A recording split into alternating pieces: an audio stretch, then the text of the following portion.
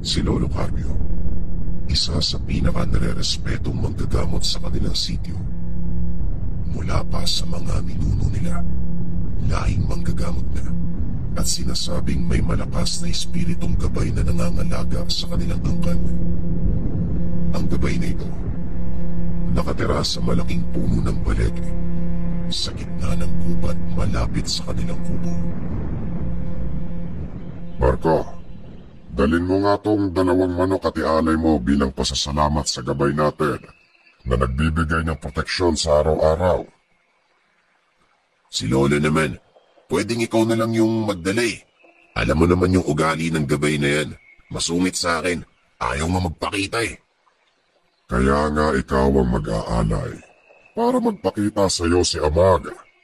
Kapag nagpakita siya, ang ibig sabihin nun, tinatanggap ka na niya. Ayos-ayusin mo kasi yung ugali mo. Ang gabay ng angkan nila Lolo Carpio, isa sa pinakamalakas na elemento sa kagubatan. Nagpapakita lamang ito sa oras ng kagipitan. Maselan ang gabay na ito. Hindi kaagad nagtitiwala sa mga tao, kahit pa kapamilya mismo ng taong piniling gabayan.